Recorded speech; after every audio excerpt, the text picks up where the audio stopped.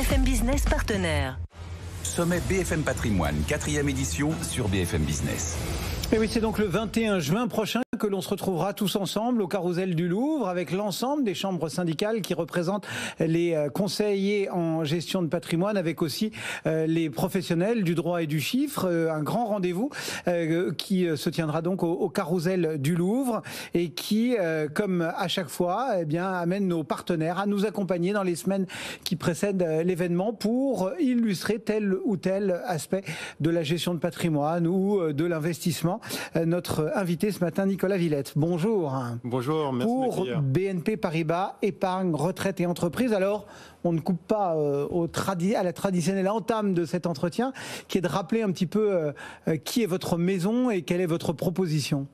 Alors, il y a plus de 15 ans, BNP Paribas a fait le choix stratégique, pionnier, de regrouper au sein de BNP Paribas épargne et retraite entreprise, l'épargne salariale et la retraite collective, afin d'apporter des solutions globales à nos épargnants et de tirer pleinement profit des expertises complémentaires de l'asset manager et de l'assureur. Donc aujourd'hui, BNP Paribas ERE, c'est 26 000 entreprises clientes, 1,2 million d'épargnants, 26 milliards d'euros d'actifs sous gestion et une activité qui nous place naturellement dans le top 3 du marché de la retraite collective et de l'épargne salariale en France.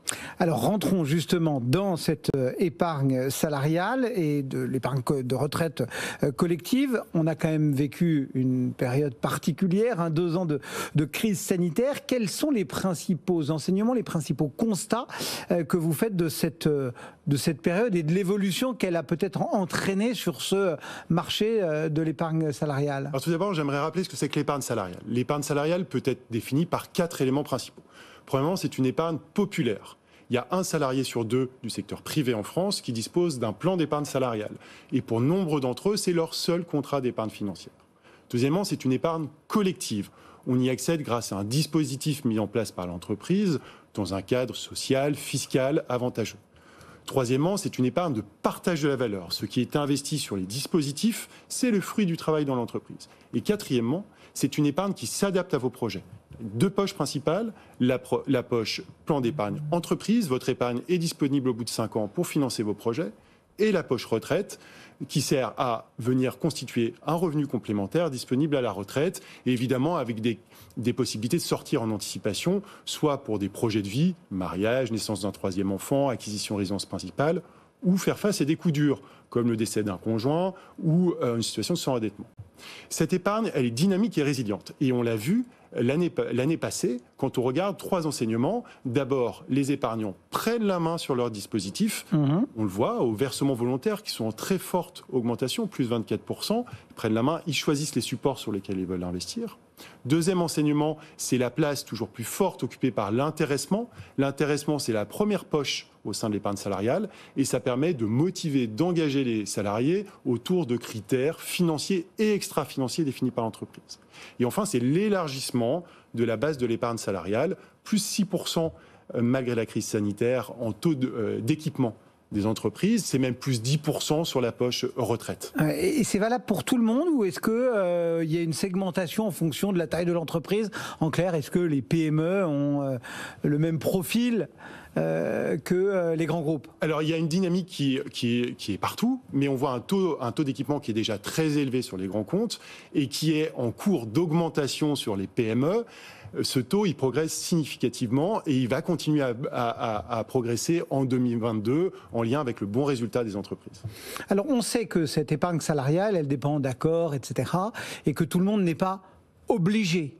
Que certains n'en ont que la possibilité.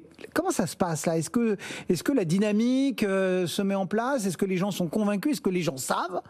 Alors, ces dispositifs, ils sont flexibles et donc particulièrement adaptés à cette période de faible visibilité économique. Ils sont différenciants, c'est-à-dire qu'ils peuvent aider à attirer et retenir des talents. C'est vrai dans tous les secteurs et en particulier dans des secteurs qui souffrent comme l'hôtellerie ou la restauration. Ce sont des dispositifs qui permettent de motiver autour d'engagements définis avec l'entreprise, on l'a vu, de mettre en place un dialogue social positif dans l'entreprise. Et je crois qu'il contribue à répondre à 2 besoins sociétaux, faire face à la chute des revenus à la retraite, et puis financer l'économie réelle, parce que les sommes investies, elles le sont sur des supports exposés au marché financier. On sait que la loi Pacte qui souffle maintenant quelques bougies, a vraiment fait bouger les choses, structuré un petit peu, changé les mentalités. Ça se passe bien ? Ça se passe très bien. La loi Pacte, elle a d'abord renforcé l'intéressement et la participation à travers un certain nombre de mesures techniques d'incitation. L'intéressement et la participation, c'est au centre du partage de la valeur, qui est au cœur du dialogue social en France. Deuxièmement, la loi Pacte, elle a aussi permis de faire décoller l'actionnariat salarié. Et nous sommes engagés fortement auprès de nos clients pour les accompagner dans la mise en place de leur plan d'actionnariat salarié. On voit aussi que cette loi Pacte, elle a permis l'émergence de nouveaux dispositifs à prestations définies pour les cadres dirigeants. C'est un marché qui a démarré très fort depuis quelques mois. Et enfin, on a vu aussi la mise en place de fonds dédiés dont les critères de gestion sont définis avec l'entreprise, qui intègrent une poche solidaire de la gestion ISR. Et l'épargne salariale qui incorpore obligatoirement du solidaire, répond particulièrement bien aux attentes des salariés et des entreprises. Comment vous accompagnez justement les boîtes dans ces démarches un peu ESG, puisque c'est hyper à la mode? C'est un point très important. Enfin, plus qu'à la mode même, ça devient... C'est un point fondamental, puisque les salariés ils veulent donner du sens à leur épargne. Et c'est pour ça que BNP Paribas a choisi de mettre la finance durable au centre de son plan à moyen terme, GTS, Growth Technology Sustainability. Au-delà de ça, sur mes activités, sur nos activités épargne salariale et retraite collective, l'épargne salariale, c'est un dispositif simple, attractif pour permettre aux salariés d'investir dans l'ISR. Et je rappelle que 58% de l'épargne solidaire est alimentée par l'épargne salariale.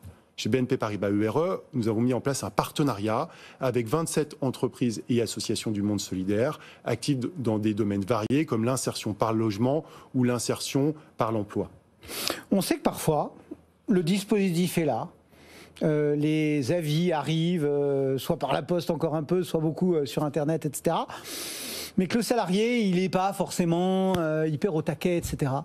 Ça veut dire que vous devez, vous aussi, prendre le salarié par la main en lui expliquant... Enfin, vous êtes très actif sur notamment la bonne gestion aussi par le salarié, pas que par la boîte. L'accompagnement du salarié est au cœur de notre proposition de valeur. On a fait, comme d'autres acteurs du marché, d'énormes efforts sur ce sujet. L'ambition, c'est de combiner le meilleur du digital à travers des parcours spécifiques, des outils, des simulateurs, avec le meilleur de l'humain. Par exemple, l'organisation de réunions salariées pour les accompagner avec un dispositif humain. Et ces réunions, elles connaissent un succès toujours plus important. Merci beaucoup d'être passé nous voir. Nicolas Villette, donc, pour BNP Paribas Épargne Retraite et Entreprise, qui nous accompagne donc sur cette 4e édition du sommet BFM Patrimoine qui se déroulera le 21 juin prochain au Carrousel du Louvre à Paris. Merci et bonne journée. Sommet BFM Patrimoine, 4e édition, mardi 21 juin sur BFM Business.